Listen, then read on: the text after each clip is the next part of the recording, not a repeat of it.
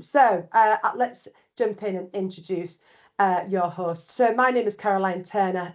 I'm the CEO here at Creased Puddle.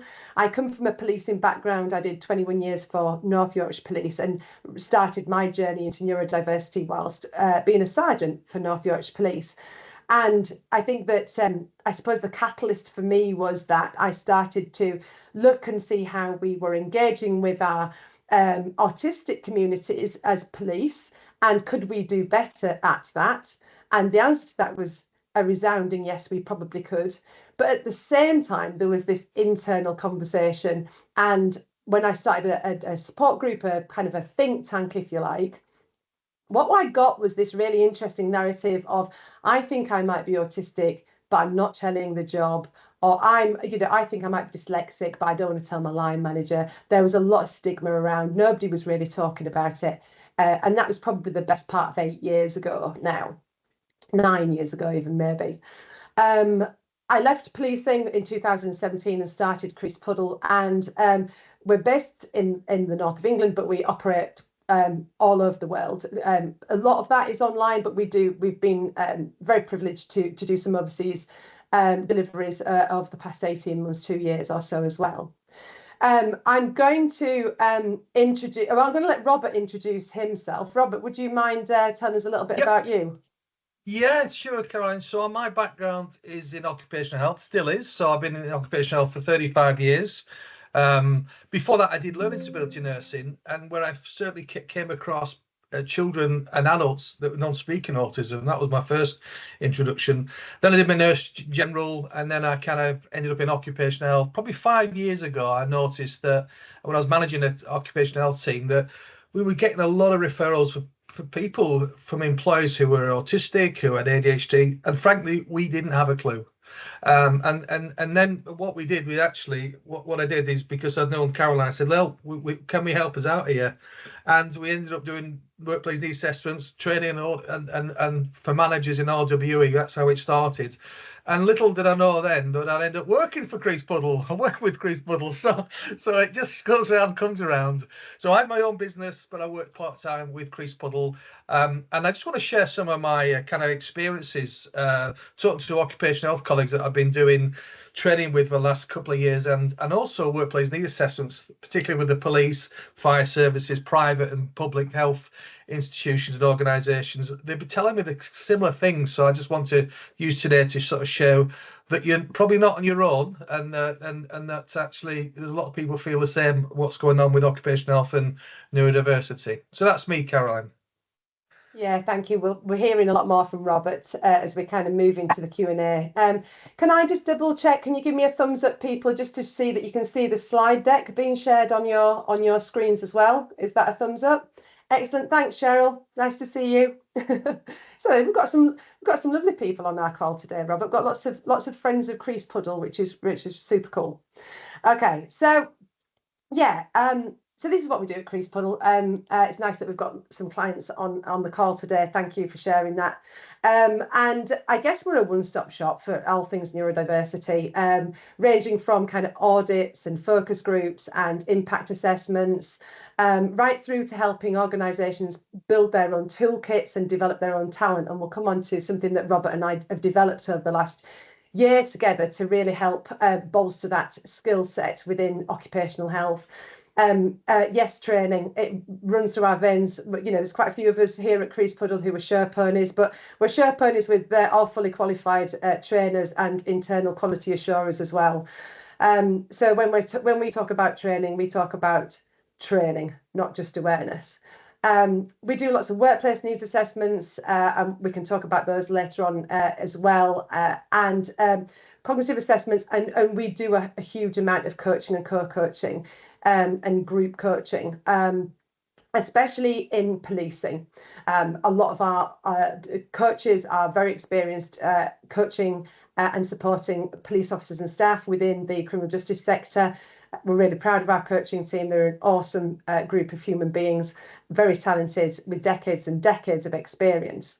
So we can answer all questions on the services, but that's not why we're here. We're here to talk about neurodiversity and occupational health. And in order to get the best out of you in this webinar, let me tell you what I'm seeing out of this social gathering that we've got here today. So you can put, like I say, your questions in the chat.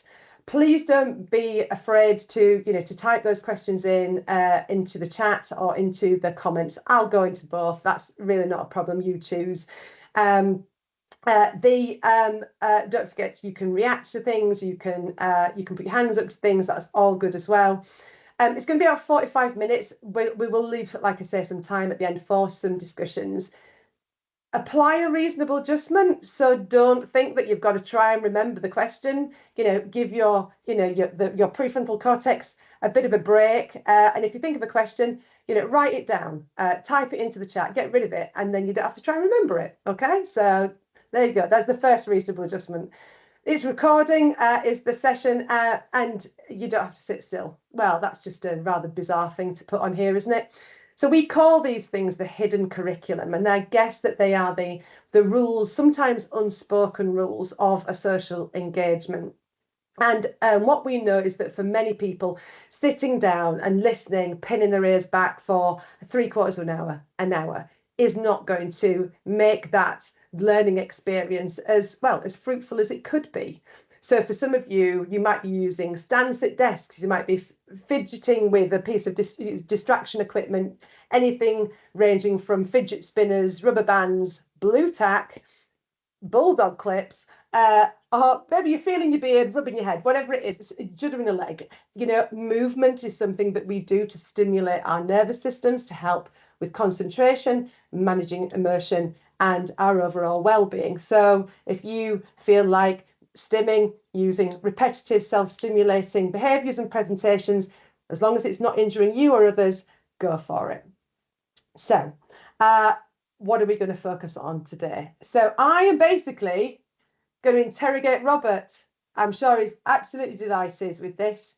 I'm going to interview him, and I'm going to try and drag out some of that experience that he's got in his marvelous mind, to be able to draw some parallels and some learning experiences from the work that he's been doing very closely with occupational health teams over the last year or so in relation to neurodiversity. And being able to, I think we're both very passionate about making it as role specific and as applicable and easy to accommodate as humanly possible. So we'll talk about some reasonable adjustments and how occupational health can support line managers, etc., etc. But nothing is off the table here.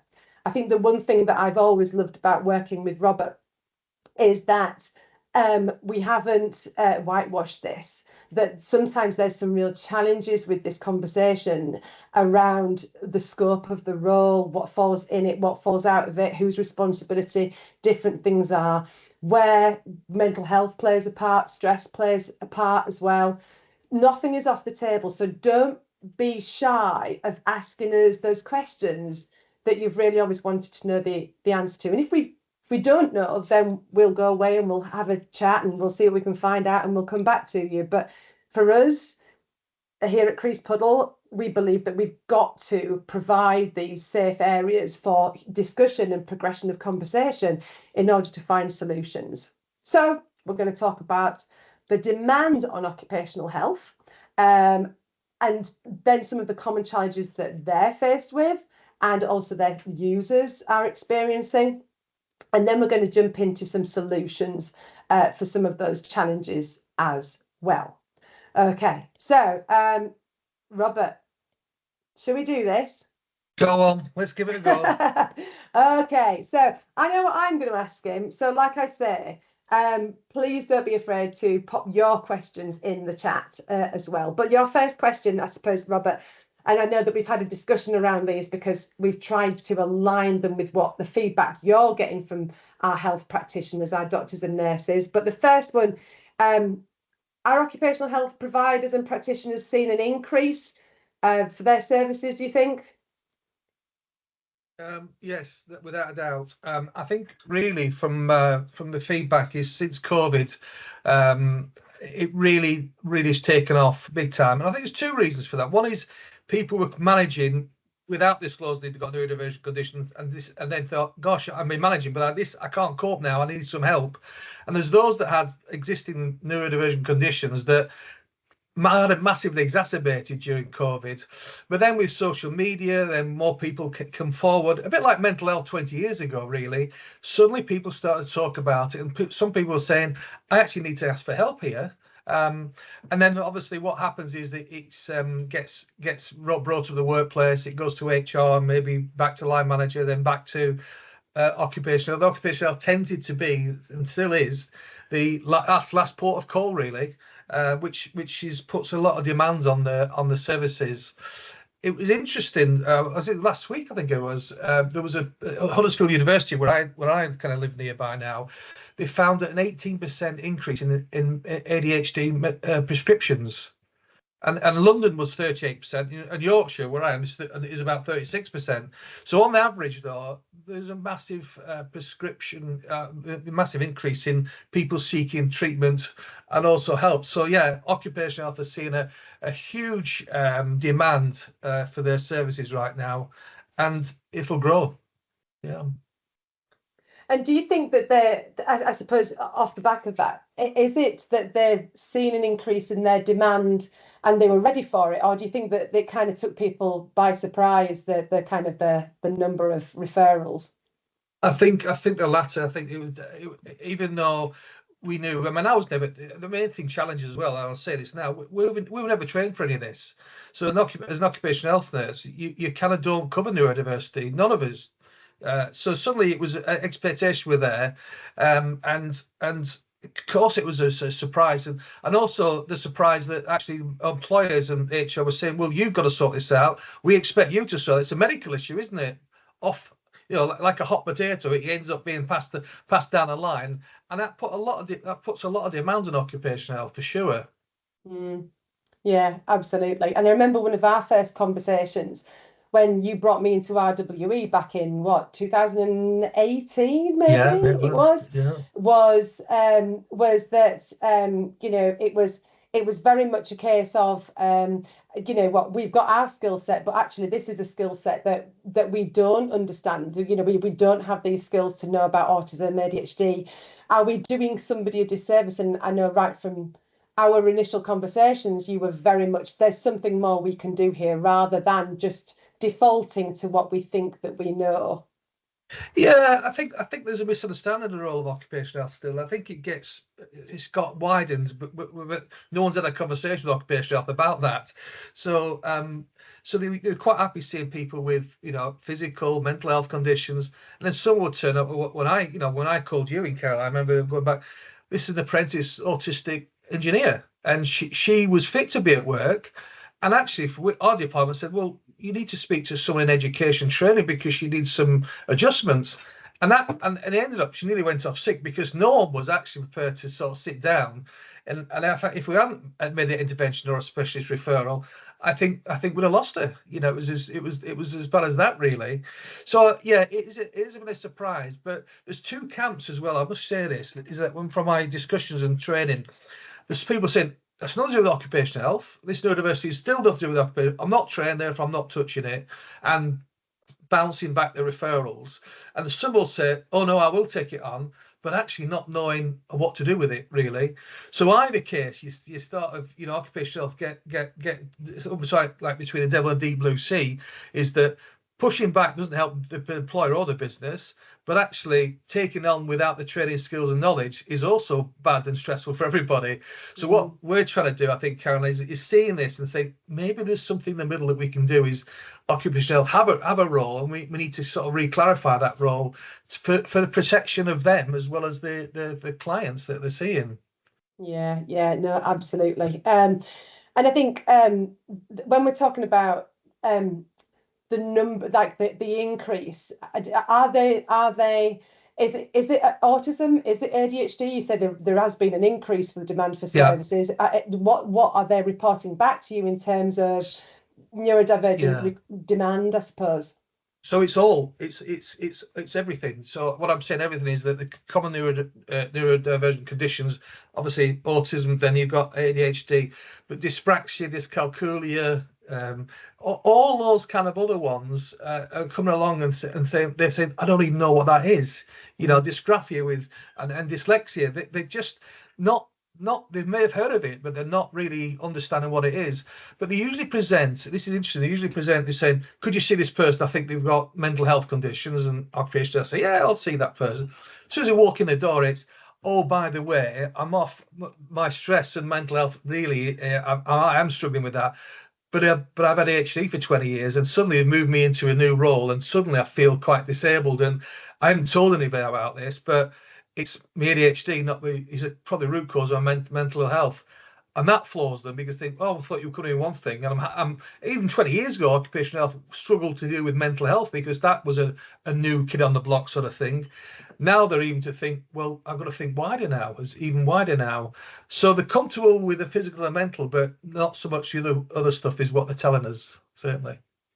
Yeah, that's interesting, isn't it? And I think one of the things that we've noticed with when we're doing the workplace needs assessments together is that very often when we're asking questions about somebody's either diagnosed or suspected neurodivergence, that actually that might be the first time that they've raised their kind of suspicions Yeah, that they think that they might be autistic or ADHD, or that they might be dyslexic, and maybe they were screened for it when they were in education, and so they're bringing that to that consultation, thinking that actually that person sat in front of them has all the answers in relation to yeah, autism and ADHD, dyslexia, dyspraxia, dyscalculia, Tourette's, etc., and how that intersects with mental health as well. yeah. And that really unique, often presentation of kind of all that intersectionality. So yeah, I think that's really interesting as well, and I think that's something that I've heard you say as well, is that it's that disclosure when they first walk in sometimes, like how prepared does an occupational health professional feel when they think they're getting one thing, and then there's so much more behind that once they start to do some digging and probing. It's really interesting because I was just last week. I was in Harrods, not shopping. I was actually doing their I occupational love health the training. fact you were Yeah, training no name Harrods. dropping. That's so cool. But they were struggling with it. Well, they haven't ticked the box of being disabled, and they haven't ticked the box to say they need any adjustments to they're disabled, or medical conditions, and yet suddenly we take them on and find out later. And I said, well, it's really important that you ask the right questions. So if you asked, have you got a neurodivergent condition or medical condition that you might need adjustments for, you're kind of covering everything. But if you don't just ask if they're disabled, because many people are offended actually with a neurodivergent condition. They say, I'm not disabled, I'm just autistic. You know, why label me with that brush? So they're not even declaring a pre-placement stage whether they need any adjustments.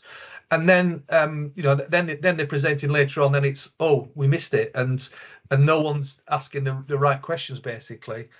So that they found it, we were talking to Harris, is that and the company expects them to pick all the pieces up when they haven't really been any training or resources. And they obviously, some providers and occupations get say, well, you get 7 cases a day to do a case management.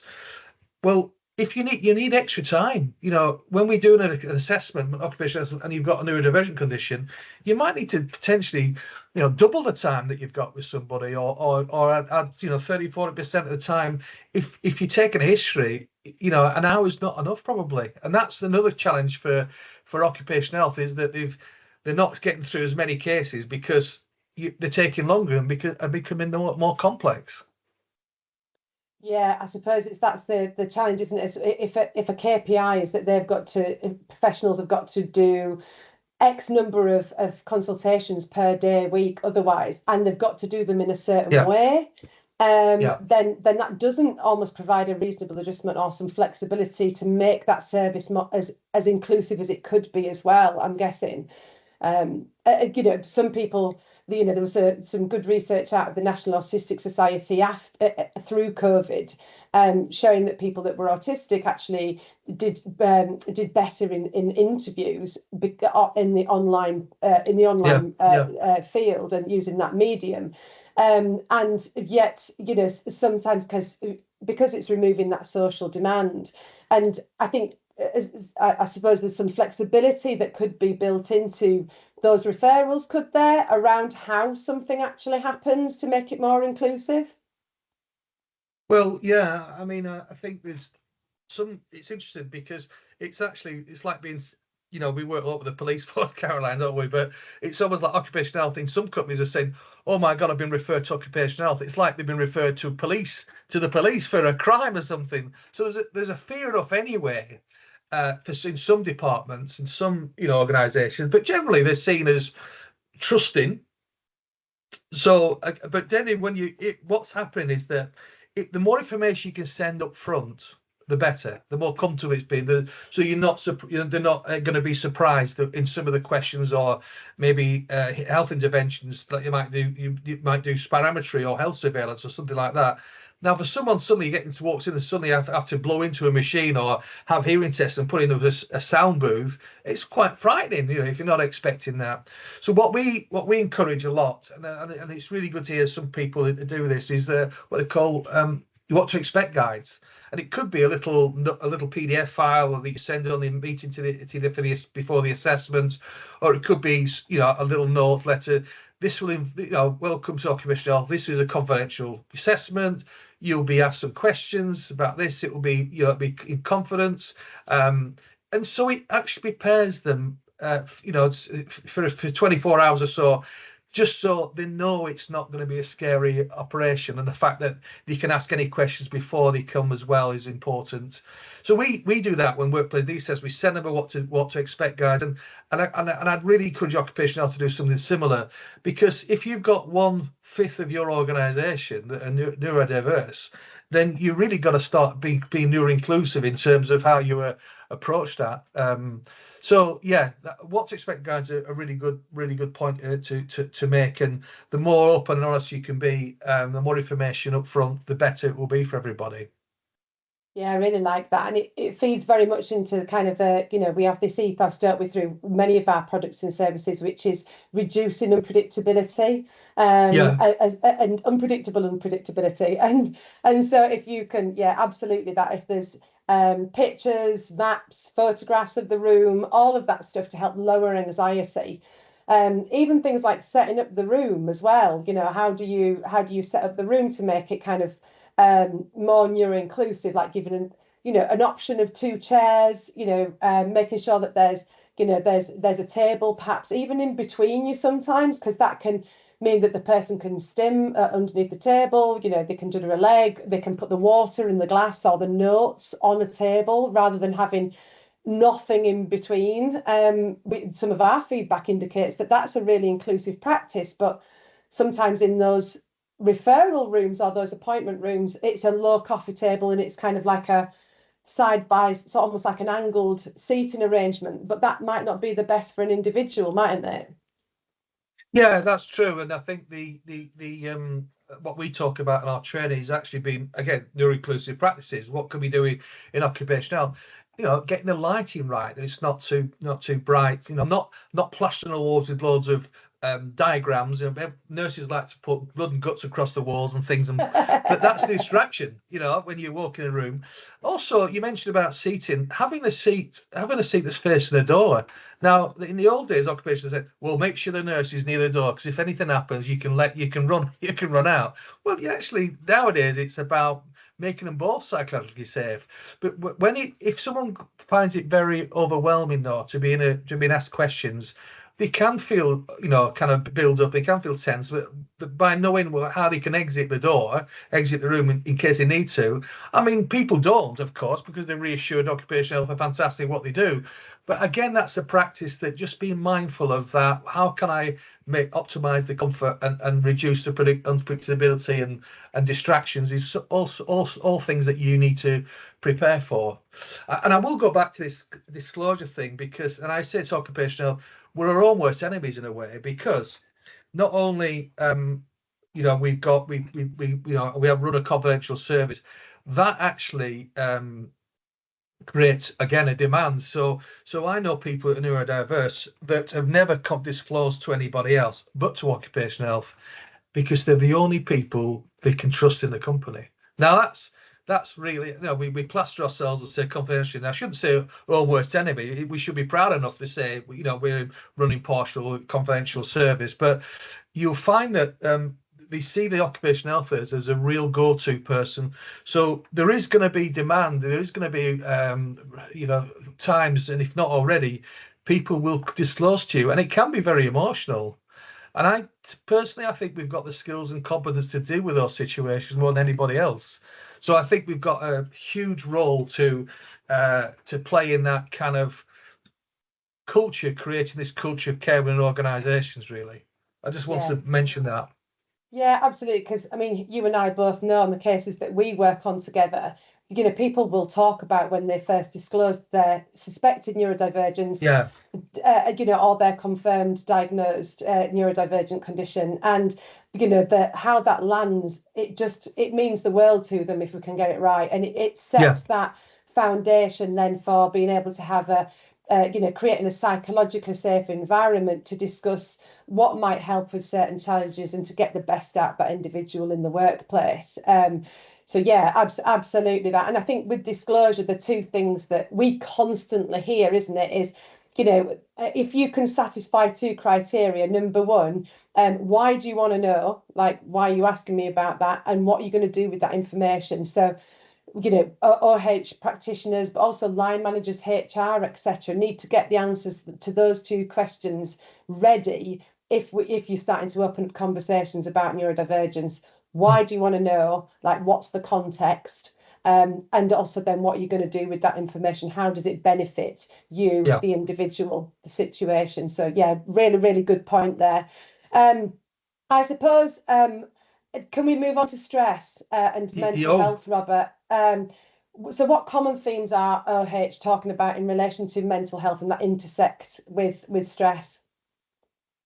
Yeah, well, I mentioned that referrals come in disguise sometimes, saying the person has got a mental health condition. It turns out that not only they've got a mental health condition, but they've got a co-current neurodivergent condition. But they're seeing more time off, and this is interesting. Sickness absence, when they actually look at the root cause of it, there's some say stress, anxiety, depression, but underneath that is the root cause. Why are they off? And actually, a lot of the occupational people are saying that when they don't get supported and when they don't get adjustments put in place soon, the performance goes down and engagement goes down, and then also sickness absence starts to occur. And so I think there's a realization that if you don't actually act and support, then you're going to lose your people, and then it becomes a chronic absence issue, which is much more difficult to get back. It was interesting. I was reading it came out last year. City and Guilds did a survey, and they said up to 50% of neurodivergent people have been off work, mainly because of the lack of adjustments and support provided. So that's a sort of stress. The stress is actually a consequence of not providing support and adjustments, to be honest, as well as a co-occurring condition.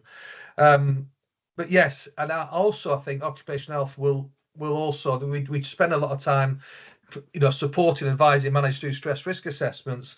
But the other thing is that they don't do them, which is a shame, of course, because it's a legal requirement. But also, we have to just make sure that those standards were written 25 years ago and they weren't neuro-inclusive. So the questions are workload, change, whatever. But actually change, if you deal with a change with an autistic employee, then that's a massive issue, and therefore even the stress risk assessment. In fact, we've got our we did this. I mentioned now, Kat, if you don't mind. We devised the pilot. We devised the stress risk that was neuro inclusive first, because we took the question, stripped it down, and rebuilt it. We sent it to Avon and Somerset Police. I think we've actually got A&S on the call. I think we might have. Have we? Oh, I think so. That'd be great.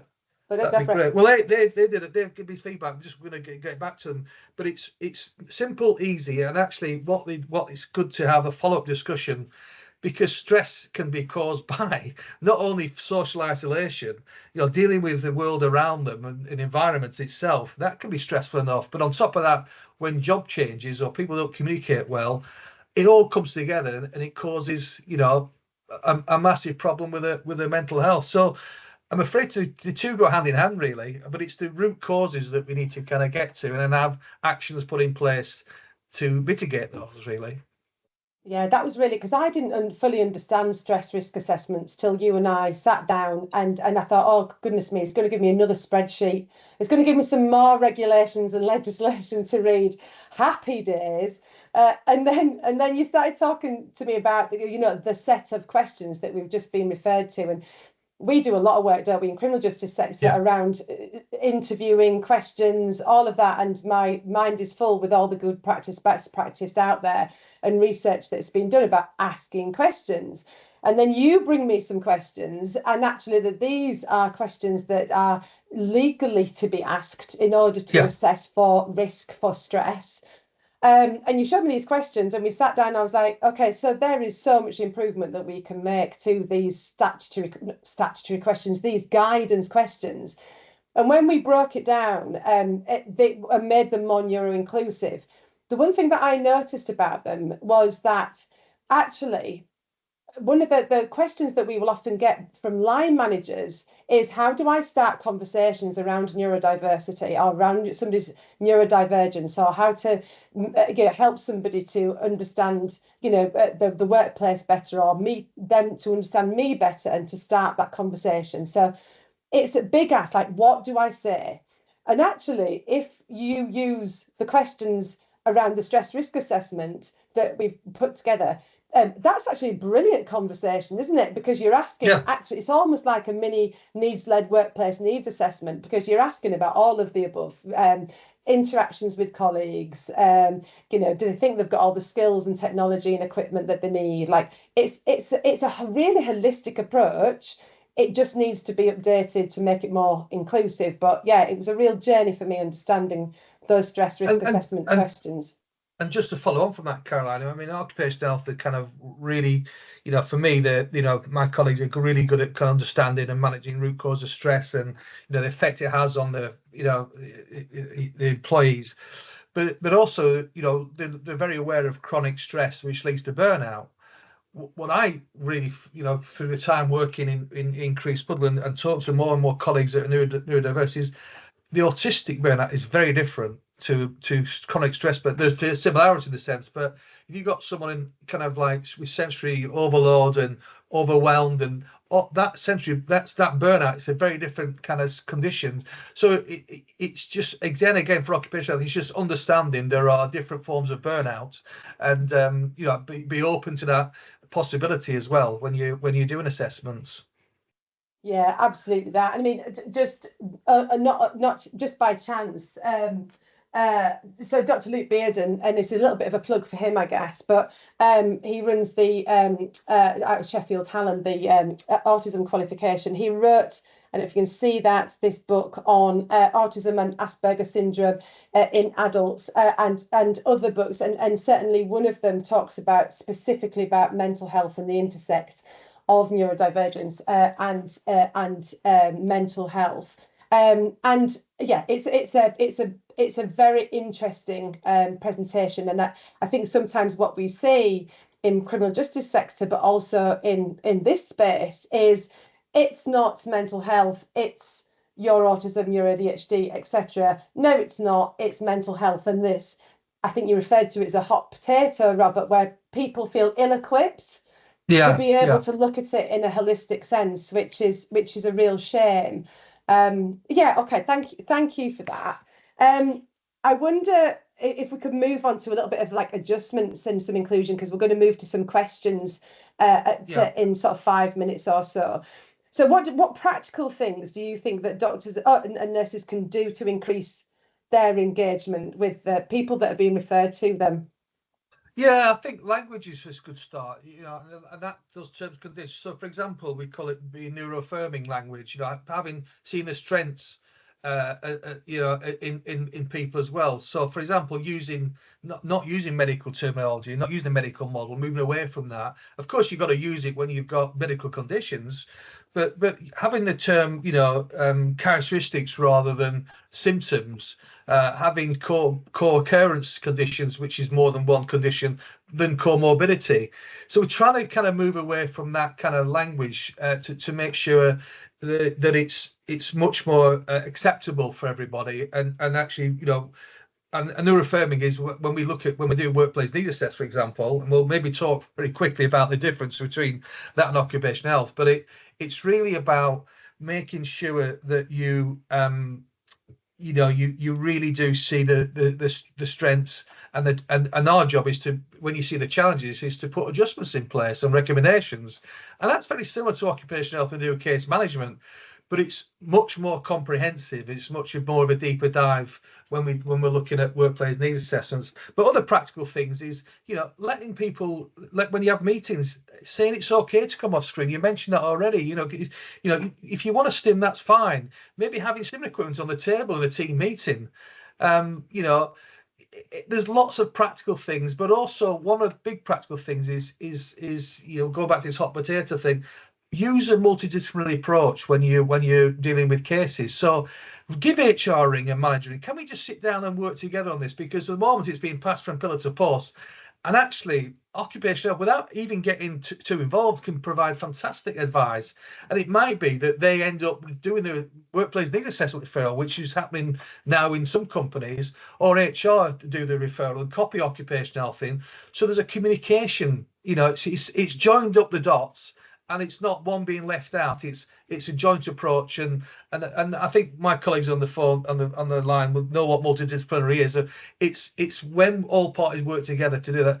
That's probably the simplest thing the most practical thing you can do, really, having that open communication and asking for help when you don't need it, when you need it. Because again, I've been putting myself in my shoes. If I didn't know what to do, I rang someone and said, look, this is what you probably need to do, Robert. So and then knowing when to refer, because occupational for years have always put adjustments in place, recommendations.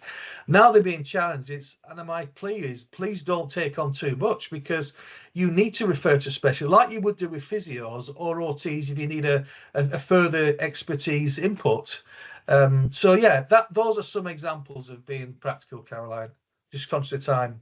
Yeah, no, that's fine. You mentioned there the difference between a workplace needs assessment and an occupational health referral. Do you want to just put some meat on those bones? There's a massive confusion actually, and basically not people still in my field know about workplace needs assessment. So for those people that aren't occupational health on the phone, maybe you get an occupational fitness for work assessment. It's probably 1 or 2 pages. It gives you answers the specific questions. Is the person liable to be off for long term, etc., etc. Workplace needs don't diagnose what the person's on, and that actually don't make a comment whether they're fit for work. What they will do is assess background, current role, adjustments in the past, their executive functioning, which is memory, kind of memory issues, whether you're kind of concentration and focus, written or verbal communication, things like sensory impact, physical workspace, going on and on. It's sometimes 8 to 12 pages long. And the other thing is, talking about practical things, is, and I say this to occupational health, make sure your reports are neuro inclusive. We do use 12 font, Arial, dark blue, and 1.5 spacing. And I haven't seen one occupational report yet that uses that. It's very condensed, and it's not neuro inclusive. And that after our trainings, a lot of people just transforming their reports to say, actually, this is now, we're going to be more neuro inclusive in even some of the policies, procedures. We're going to put flow charts on rather than 20 pages of text on. So that's the sort of example where we can influence in the workplace. Yeah, absolutely. That we're just advocating for small changes, really, making things more Yeah, visual and that. Yeah, absolutely. Yeah. Okay. And we keep sort of unashamedly kind of plugging the training a little bit, but it is good and looking at some of the the feedback, because goodness knows it's we built this. In fact, we built this with some of the clients that are on our call today, which is really nice to see you, and thank you for all your feedback.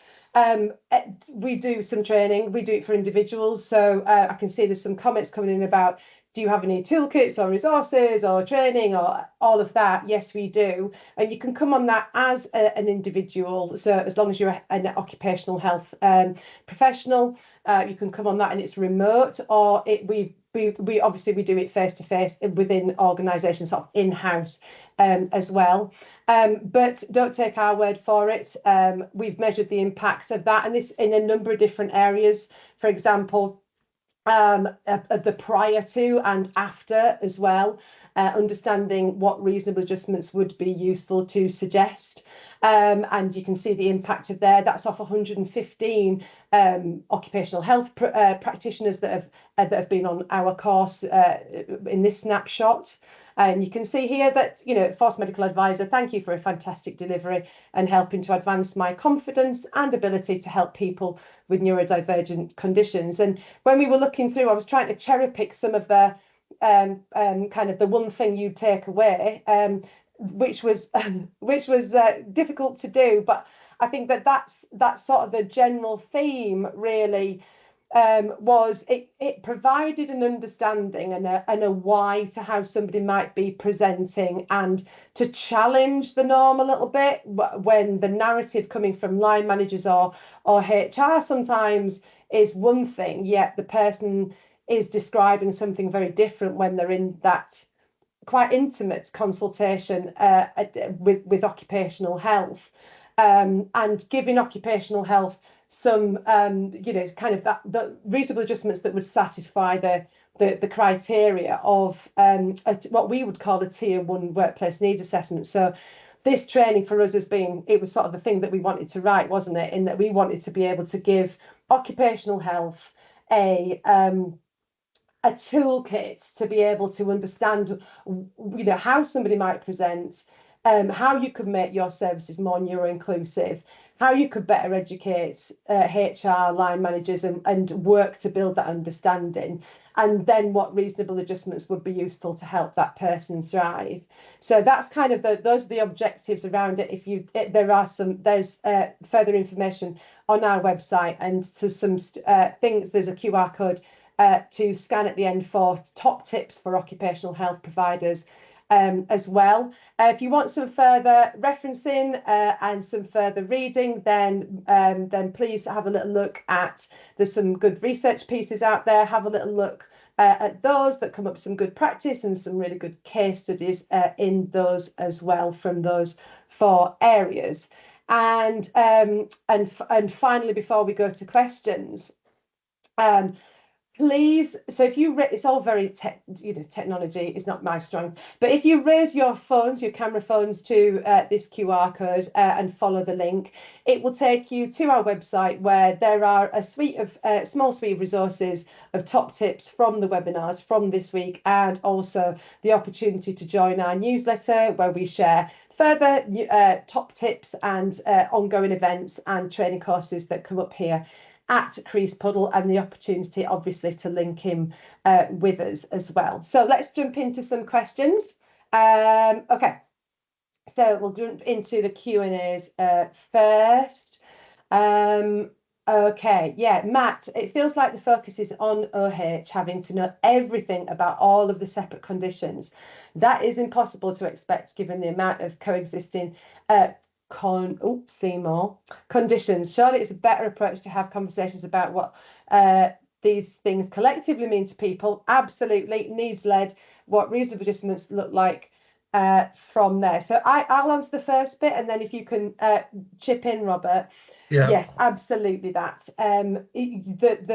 What we advocate for is kind of building on the knowledge that OH providers already have, and we really advocate for a needs-led approach. So what experiences, what challenges is that person experiencing, and being able to advise off the back of that in a really holistic sense. So it's not just about the autism, it's about the autism, the perimenopause, the chronic fatigue, the physical disabilities. It's that intersectional, holistic approach that we really advocate, Matt, because you're absolutely right.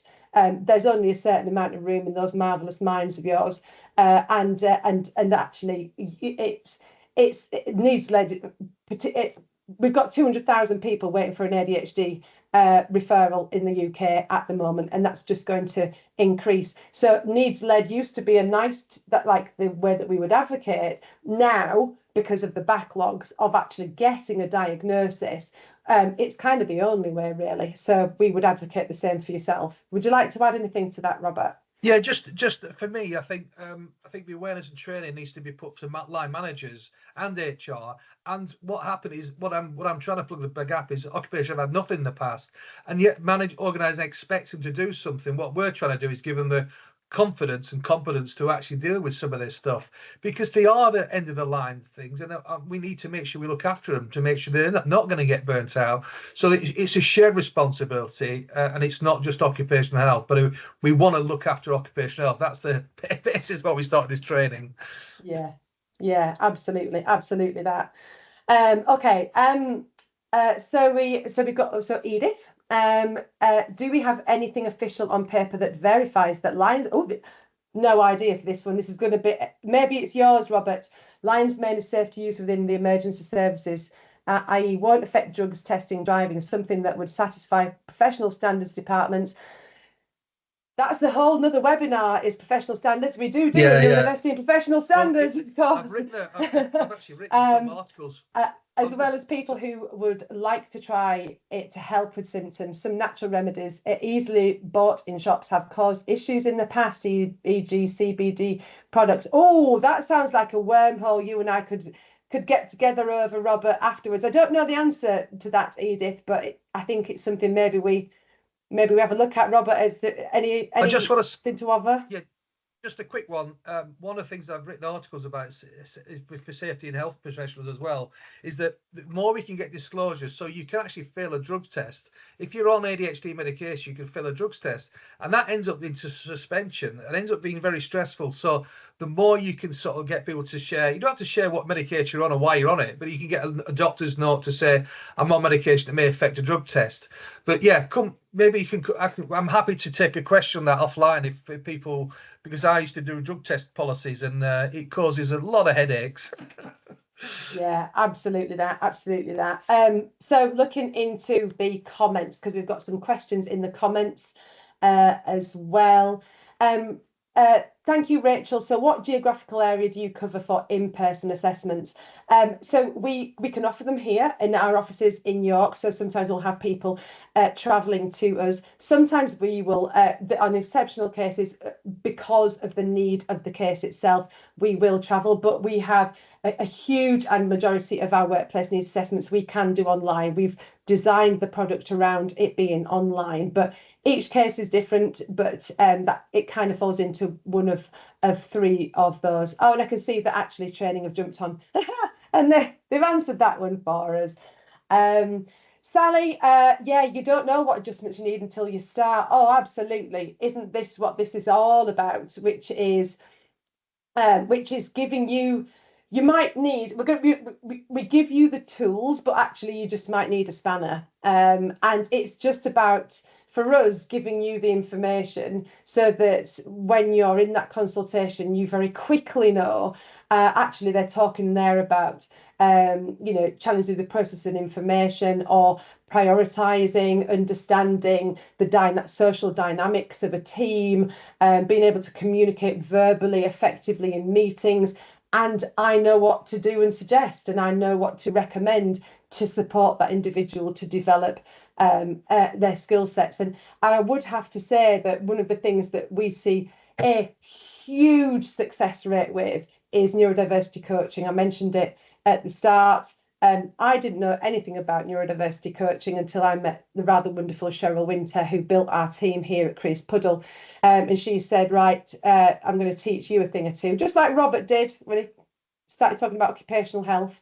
And genuinely, we've seen lives transformed with a properly qualified and experienced neurodiversity coach that can help with so much of that kind of that hidden curriculum and experience of a neurodivergent individual in the workplace. So yes, we just need to increase your toolkits so that you don't have to come to us, because Robert and I want to run off into the sunset, retire at some point, and we want this all to be yours in one way, shape, or another one as well. Rachel, yeah, referring sometimes, yes. Sometimes you may have to refer on to a specialist. So you might need to refer. There's some brilliant OTs that we work with.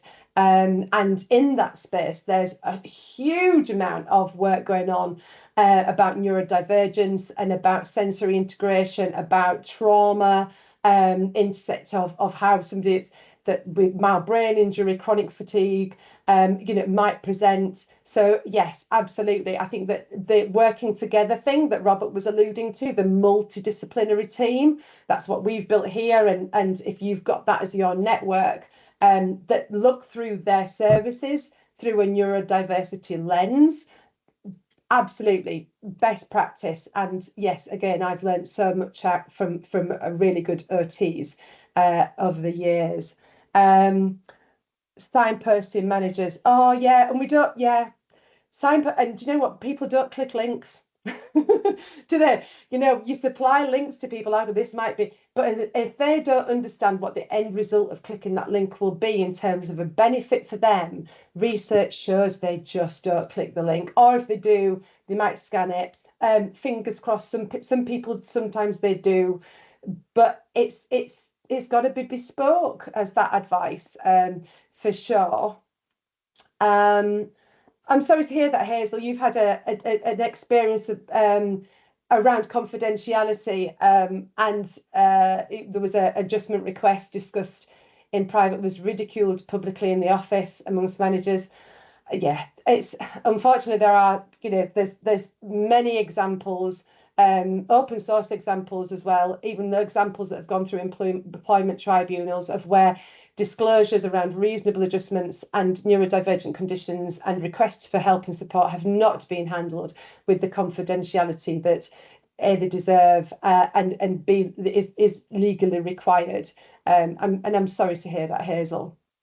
So are you able to share any part of the neuro-inclusive stress risk assessment? If you drop us a line, Linda, there's maybe something that we can do around building. Maybe there's a workshop that we can do. So maybe we could put something on for people that are interested, Robert, to maybe put together a workshop for those individuals who are interested in knowing and understanding a little bit more about that. Matt, so there's a concern about saying that neurodivergence is very clear. Mental health is ND, not separate from so neurodivergence is very clear from mental health is ND and not separate from. Okay, yeah, I see. So maybe I've not read that piece, but I guess that sometimes there is a narrative that that to segment parts of one's experience. So sometimes you might hear things like where autism stops and this thing starts, and all of that that in itself can sometimes be not helpful, because it can help. Sometimes people will disassociate different parts of their personality by trying to put them into boxes, for sure. Do you have a toolkit or framework? Yeah, we do. Come on the course, Rachel. Like, fingers crossed you can see you there.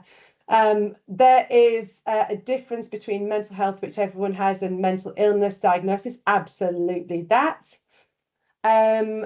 Plymouth University Hospital has a neurodiversity PPT. What's that then? A PPT? Do we know? PPT? Don't know. Anyway, it's got one and a toolkit which the SOM is promoting. Yay! And I think maybe that's where the links on the end will help and support with that. So geographical area, thanks Remy for prompting us on that. So yeah, I think we've answered that one. Oh, Tracy, you mixed up the time. You thought it started at 1. Well, you've registered for it, which means that you'll get access to it later for sure. Neurodiversity in the BAME community is impacted by, here we go, perfect, absolutely this. We did an intersectionality webinar yesterday looking exactly at all of this in terms of limited employment, how people, it's not the intersectionality element and socioeconomic challenges and how people are disadvantaged because of contextual vulnerability, all of that. If you get a chance to re-watch yesterday's intersectional discussion, please do. But yes, absolutely, that we need so much more representation in decision making and budget allocation and research and again all of the above, because there is a huge number of individuals that are not getting the support that they need. Yes, thank you for raising that. Somebody wants to go or has to go. Tomorrow, yes, thank you Becky for putting those links on. Please join us for the human resources. So I'm going to be interviewing the rather wonderful Charlie Hart and asking her some questions around how we manage change, how we create inclusive policy and process, and how we help and support our neurodivergent employees as well. Thank you so much for joining us today. Robert, any final comment before we leave? I can't believe we finished on time. Neither can I. What's going on? No, that's great, thank you. It's been a joy. Thank you so much for joining us for an hour. Sorry that we both spoke very quickly. That's my ADHD. Get in touch if you think that we can be help support. Otherwise, enjoy the rest of your neurodiversity celebration week. Take care and stay special and stay doing the top job that you're doing. Thank you. Take care. Bye.